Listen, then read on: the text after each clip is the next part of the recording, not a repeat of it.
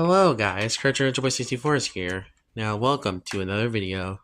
And I should say this right now, subscribe to my channel, hit that like button, and all that good stuff in the comment, and also comment down below to your thoughts on the game. So, what game I'm talking about today, basically? Well, it's actually actually, this is a recent game that came out in 2023, and this was my most hyped up game from 2021 to 2022 to 2023. And I would say this is my favorite game of the whole 2023 year, honestly. And yes, it's a Spongebob game anyway. You saw by the thumbnail. Today we're reviewing this lovely masterpiece, Cosmic Shake. And this will be probably a long review, so strap your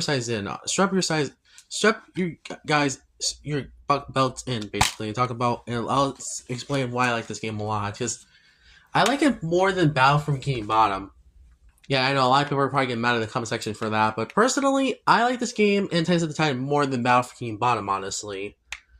And hopefully the next one game can keep up this tradition of being a good Spongebob game overall, because I really like I like the Purple Lamp games more than Battle for Bikini Bottom, honestly, so far. I'll say the weakest out of the trilogy of Purple Lamp Spongebob games are probably Rehydrated, honestly. That's why I put it under the original, honestly. But oh well. Anyway, Cosmic Shake. What can be said about Cosmic Shake, honestly? I know it's been only 3 years since this game came out, and I bet in 10 years not 10 years, 8 years we might see popularity in Spongebob games overall when it comes to this game. And I bet in 8 years we might, or at least probably 8 years or 7 years. I don't know how many years between this and 2033. But I mean, can't wait to see. Or maybe in 7 years we might see a popularity in the Cosmic Shake being just as popular as Battle for Bikini Bottom, honestly. Because I can definitely see that happening, honestly, at some point. Because I think this game is mostly really good. Like, Cosmic Shake is really like a dead 11 out of 10, honestly. And Tides of the Tide is also 11 out of 10 as well.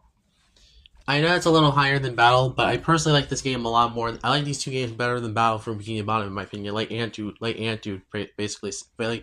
does. By the way, you guys should subscribe to Antude, because I really like his channel a lot, and I really like his Spongebob videos a lot, and they're really fun. So if you guys wondering if I ever will collab with anybody on my channel, that'll be in the future below. That'll be in the future, like sometime in the future. Anyway, Tides of the Tide. I mean, not Tides of the Tide, Cosmic Shake. So, what's the element of Cosmic Shake, basically? After success of Rehydrated, I believe in March 2020, Cosmic Shake started development, I believe. Or at least maybe after the release of Rehydrated, it started development. And the game was announced in September 2021, and was not shown off at any convention until August 2022. At the GameCon 2022, whatever that's called, in August, and we also had a showcase trailer of what the game will look like and how it's a 3D platform and stuff. So that was really cool. And after August, in September to January 2023, the game was being hyped up very heavily to be the next big Spongebob game out there, honestly. After 8 years after Hero Pants came out. And if you're wondering if I'm going to review that video game on the channel, I guess I will. I will at some point, but I'm not going to do it right now, of course. I'm talking about the only games I'm only familiar with, honestly. Or should I say, I played the most of, honestly. And in next review will be also Tides of the Tide review overall, so be aware for that. So, and then this is where kind of the development stops, honestly. The game was finished by late 2022, probably possibly in September or August. I bet it was probably like September, or October, or November.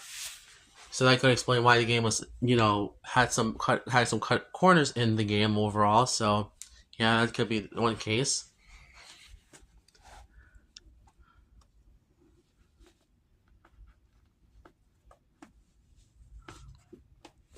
It could be one case overall. I have heard there was some beta gameplay that was uploaded on YouTube channel, I believe. It was from 4chan leak, I believe, if I remember correctly. how this game was supposed to have DLC and stuff like that. Which I'm thankful that Tides of the Tide has more DLC than Cosmic Shake does, honestly. Because I have heard there was supposed to be more levels in Cosmic Shake than the final game was supposed to have.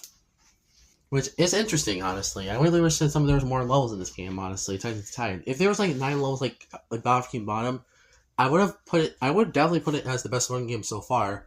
But unfortunately, that didn't happen, honestly. That's not. Sometimes games get rushed out the door because Nickelodeon wants to please Spongebob fans and Nickelodeon fans, I believe, or gamers. That's probably the reason why. But thankfully, this game is not rushed like Rehydrated is. But I feel like there was some cutting corners because they were focusing on way too much stuff or something like that, I believe. So yeah. What I mean by why the game was very too short for its own good. Look at look at both Prehistoric Kelp Forest look at freaking Jelly Glove World. That level had only a few areas, and that's about it. Only 5 areas in Zach, or 6 areas, I think, I remember correctly. I don't know how many areas was in this game, in the area, in this level, but still. This showed that they stopped doing creative ideas at Glove World, basically. So that kind of shows, honestly. And the final boss also was underwhelming, in my opinion, honestly. I wish they could have stuck with the beta boss battle, because I think that would have been a much better boss battle, honestly. If it was a whole combination of all the things you learned in the game overall, and defeating Madame Cassandra herself, honestly. But anyway, yeah, that's just my opinion, of course.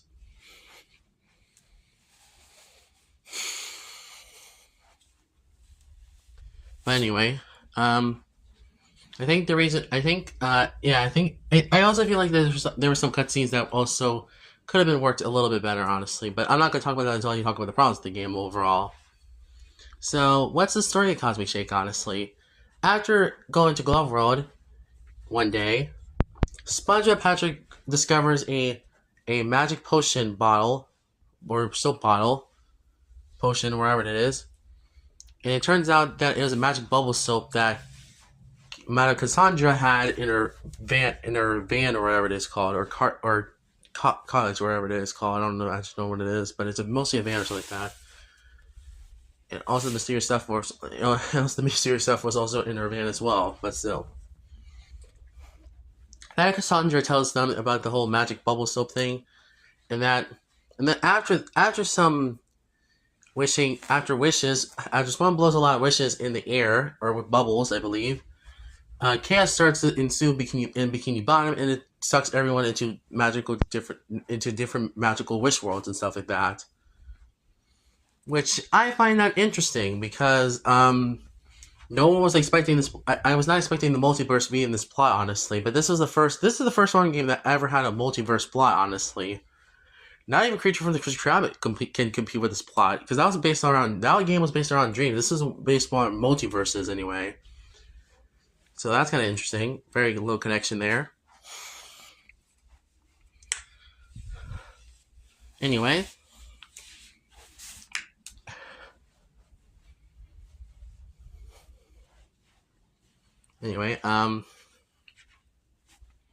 After Spawn tells Marcus, after everything goes into chaos and Patrick was turned into a balloon, it's up to Sponge and Patrick to fix Bikini Bottom and save their friends from the different wish worlds and stuff like that. And also helping Monica Charger collect jelly and stuff. At the end of the game, after rescuing all your friends and rescuing everything in Bikini Bottom, King Neptune appears and gets mad at SpongeBob mad at Cassandra for stealing her, his magic bubble soap and stuff. And then Mad Cassandra turns evil and as the villain of the game. And then after Squidward says something to SpongeBob, Mad Cassandra turns Squidward into a big jelly Squidward, basically boss or battle, I think. After defeating Mad Cassandra and sending back to her own, dimension and stuff, or multiverse, or wherever, I think. She was, in fun fact, she will be later trapped in King Neptune's castle in the game or under King Neptune's castle in the game Test of the Tide later next time when I get to that game. Then King Neptune says thanks SpongeBob for saving Bikini Bottom and everyone in general, and even saying that he also nearly destroyed the mall, but that's under the bridge by now, I guess. They all laugh about that, and then King Neptune gives SpongeBob one final wish to make it count. So SpongeBob make it count basically. Sorry if I had to say that so many times. And then SpongeBob was about to make the wish, but Patrick had to keep his big mouth shut. And says he wishes that SpongeBob and Patrick can do that all over again. The bubble flies into the air, and it pops, and it causes chaos in Bikini Bottom again. And then that's how the game ends, basically. Oh boy. Okay, I will admit, besides the ending of the game is really, besides the ending cutscene of the game story, I like the story a lot in this game, more than battle, at least a little bit more than battle, a little bit. Actually, no. It's probably the best, it's probably the second best one game when it comes to story-wise, honestly. I prefer Battlefield Bottom's more, grounded, more, more advanced story overall. But this game has a lot of good storytelling and writing in it, honestly. Definitely feels like a pre-movie SpongeBob episode, to be fair, like Battlefield Bottom does. But there's only one big problem with the story: the ending. The ending cutscene is probably my only the final boss cutscene, and after the final boss cutscene was very underwhelming, honestly. So yes, remember when I said Patrick couldn't keep his big mouth shut about wishing he could do it all over again? Yeah, that joke and how the game ends is kind of what ticked me off a little bit, honestly, replaying this game. So yeah, I wish that it could if SpongeBob just wished it sooner, I'm pretty sure that Patrick would have made that would not have made that wish, honestly, or at least kept his could have kept his mouth shut, honestly. But besides that, the story is really good. Probably like a 10 out of 10 when it comes story-wise, honestly. Because I think the story is really well done. Okay, so there's actually one more problem I have with the story overall, is Madame Sandra herself. Honestly, even though I like her design and I do like her voice acting in the game, I think her being a villain could have been more foreshadowed in the game's prologue or something like that, cutscenes, and could have also been more subtly foreshadowed in later in the game overall, so that we can more feel like you're actually getting onto what Madame Cassandra is doing overall, instead of having to be oblivious to it anyway.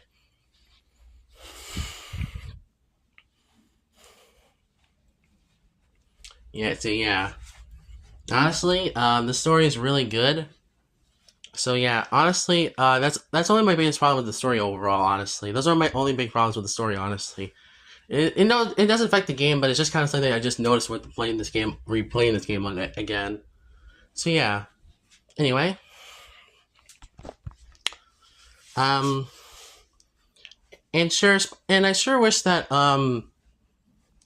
actually, I'll talk about more of the problems later on, but anyway, let's move on from the story, let's move on to gameplay. So the gameplay of this game is widely linear, like the movie game did. And this will also be linear, and this will be widely linear and also tied to the tide as well. Or should I say semi-linear, like True Square, basically, tied to the tide. I don't know if tied to the tide is widely linear or more linear than Cosmic Shake, but still. Okay, actually, maybe it is. I'm not sure. So I'll see. Maybe if I play Tides of the Tide, I might see if it's widely linear like Cosmic Shake or it's semi-linear like True Square, basically. Maybe I'll have to replay that game, honestly, or after making this video. But anyway, so yeah, the gameplay of this game is widely linear like the movie game. Okay, sorry if I had to say that twice. And the gameplay is mostly it's mostly that, and also Mario Galaxy as well. So that's kind of fun, I guess. The enemies in this game are pretty weak, though. However, I will say that like I said, this will be a problem I do have in the game overall when it comes to like problems in the game, honestly, because I do feel like these affect the game a little bit. But this is not these are like only like big 50% problems overall. If I'm being honest, they're not 100% problems in the game overall. Just things that I noticed, or should I say, should call out for the game for, honestly. Yeah, the enemies are not very good in this game, honestly. I will say they're better than True for Square, Normbog, Revenge, and Hero Pants and Super Sponge. But I wouldn't say in Creature was Tribe to extent actually too in Revenge of Flying Dutchman. But again, I feel like that I do prefer the combat in I do prefer the enemies in even like True Square DS version. The combat in Battle for King Bottom, the movie game, and Tides of the Tide more than Cosmic Shake, honestly, if I'm being honest. And Alien Square Pants DS as well. So yeah. Honestly, I think that this version, I think that Cosmic Shake has weak enemies, but they're not like fully weak, honestly. Some of them are challenging, to be fair. But there is some enemies that also feel weak in general, honestly, and they feel like they only take one hit to kill, honestly. So that's why I'm not really. That's why I don't really. That's why I'm not really like. I don't really think the enemies are that strong in this game, honestly, compared to like the movie game, Tides of the Tide, and Battle for King Bottom, honestly, and the Last Repentance DS as well. But still, but I think that this game could have done better with enemies wise. And combat is also the same. The combat in this game is actually pretty good, though. However, it's better than the enemies overall in this game. I like Spawn's moveset in this game. It might be the best moveset Spawn has ever done in any Spawn game overall. Maybe it would have been better if Patrick was playable in his own challenges that he can do. Because it feels like they only play as Spongebob in side challenges, I believe, which kind of sucks. I wish Patrick could have got his own like floating blocks challenge like the movie game did. But thankfully they changed. Thankfully Patrick is playable in the next Spawn game, Tides of the Tide, though. However, so that'd be kind of cool. So that's kind of cool. But anyway, the platforming is really good. I think it's better than Battle for King Bottom, honestly. I think the platforming is really good. I think the graphics look better than Rehydrated. I think the music is really good as well. Okay, I will admit it's not. I will say it's definitely up there with the movie game Battle for King Bottom, in my opinion, and Creature was Crab. But I mean, sure, Tides of the Tide has weaker music, but I will talk about that being a problem in Tides of the Tide soon. So yeah. Honestly, the music alone really sets the game, honestly, from being... Honestly, the music is really good, honestly, in this game. Especially while I watch Jellyfish Fields, honestly, too. That music track is so good, honestly, to listen to.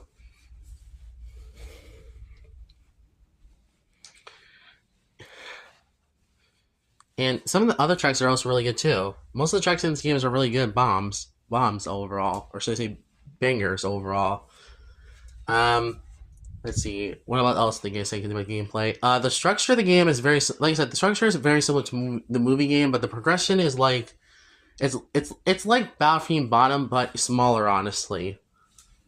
So yeah, the level design is like the movie game, and the progression and structure is like Battlefield Bottom, honestly, which is kind of crazy to think about, huh? There is elements from each one in each one platform game so far that has the similar idea to Battlefield Bottom. You have SpongeBob Patrick being the only ones that are in the venture, like the movie game. You have SpongeBob having more like a bigger moveset, like True for Square. You have longer, lengthy levels, like Creature vs. Crab. And you even have costumes like the Revenge of the Flying Dutchman, the movie game, True for Square, and Creature vs. Crab did. So that's kind of interesting, honestly. So yeah, let's see. What else I can say about this? What else can I say? The Wish Worlds themselves, I think my favorite Wish World in this game is probably Pirate Goo Lagoon. Honestly, that level is really... And also Jelly Glove World, honestly. I wish it was more longer, but oh well, I guess. I guess they couldn't fix... I guess they couldn't fix that in a DLC update, honestly, but oh well. I think the weakest level in this game, though, however, is probably Prehistoric Kelp Forest, honestly. It's not because I hate Kelp Forest in game. Actually, no. Maybe Halloween Rock Bottom, honestly. That one is kind of weak, honestly, in my opinion. I feel like that one's the most linear level of the game, honestly. Which should not say that, but honestly, this level is way too long, way too short for its own good, honestly. But it's not a big problem, though. However, it's not really a big problem. It's just something I just noticed while playing this game, honestly. Medieval Sulfur Fields is really good. Chronic Downtown is just basically kind of weak, though. However, it's kind of just Downtown Bikini Bottom, except just in movie set overall, so that's kind of weak. And Hierarchical Lagoon's pretty good, though. However, and even and Prehistoric Kelp Forest is not that bad, like Rehydrated and Bikini Bottom. So I'll say that for sure. They definitely improved Kelp Forest in this game. But that's about it. Angelic Golf Road is probably my second favorite level of the game overall. It's because it introduces a new mechanic to the game, the Reef Blower mechanic, which will be used in the final boss of the game overall, and also this level in general. There is side missions where it requires the Reef Blower, but still. So that's kind of cool.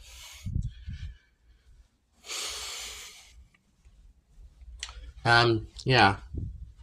So yeah, gameplay wise, this game is really I think the gameplay is I will say Titan has better gameplay structure, but Titan is still a really good game. It's still a really good game overall. But also okay, so where's my positives of the game though, however? So the positives of the games are the graphics, the story, most of the story, the writing, the humor, the level design, the platforming, the difficulty, and I think the final positive I have with this game is definitely the storytelling and definitely the structure of the game and progression. It's really good, honestly. But here's where I talk about the problems of the game overall. One is the ending cutscene, or should I say the final boss cutscenes overall. The first cutscene, I will say that it's pretty weak because honestly, how could Square speak English if he was not able to speak and when you rescued him from prehistoric Kelp Forest, basically that makes no sense at all.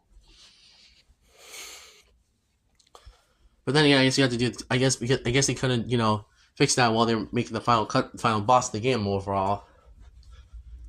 And the final boss itself, actually, I'm going to tell you this about the bosses in the game. The bosses in this game are pretty weak compared to previous Spongebob games, honestly. Even more weaker. The Heavy Iron Trilogy and Creature with Crab had better bosses than Cosmic Shake did, honestly, if I'm being honest.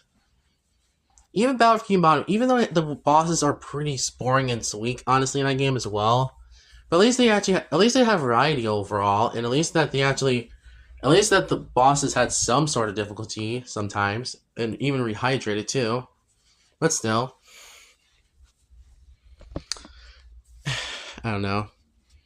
Honestly, I think the final problem I have with this. Here's another problem I have with this game. Some of the levels are the Glove Road level is really too short for its own good, honestly.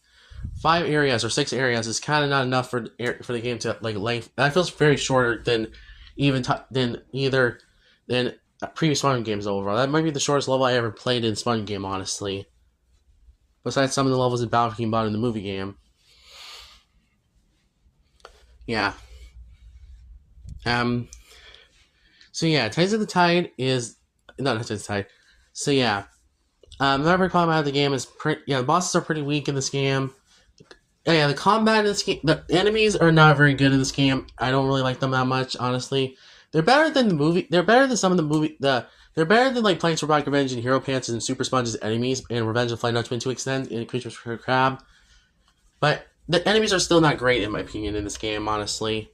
The combat is, like I said, the combat is really good in this game. However, but yeah, and I do wish there was at least 2 more levels before the game ended. Honestly, you could have had a level where it could have been the fate of the multiverse, where you could have platformed up your way to the final boss of the game. Honestly, that would have been really cool in my opinion. Or it could have been its own hub area. If it could have been its own level, basically, where you had to platform to the final boss, the final area of the game, where you had to battle Jelly Squidward. Yeah, and the final boss itself is really underwhelming, honestly. 3 hits and that's it. That's all the boss it has. I wish they could have stuck with the beta version of this boss, because I think that looks better than the final game, honestly. But I guess they couldn't do that because they scrapped it entirely, honestly. But oh well. And that, yeah, and yeah, and I think the final problem I have with this game is that it feels way too short for its own good. I feel like the levels are very lengthy, but I feel like that they could have had 2 more levels before the game ended. Honestly, like I said. So yeah, like if they had more DLC, I would love the DLC levels more. Love some DLC levels, honestly. But oh well, I guess. So yeah, that's about it for the Spawn game. This Spawn game, honestly. What's my overall score of this game, honestly? But I think the problem does affect sometimes the game. But I think this game is really creative, really fun, and I do recommend playing this game for SpongeBob. So I'm gonna have to give it 11 out of 10, like 11 out of 10, honestly. As SpongeBob games wise, it's a really good Sponge game. If you're wondering what's the best version of this game, I would say the Xbox version. But if you want if you want to play a good version of this game, go play the PS4 version, which I have right here. But yeah, next time I'm gonna review Tides of the Tide next, honestly, and talk about that game, honestly, and how I think in some ways it improves on Cosmic Shake, but there is some things that also play that game as well. So thank you guys for watching. I'll see you guys next time. Encourage your boys out.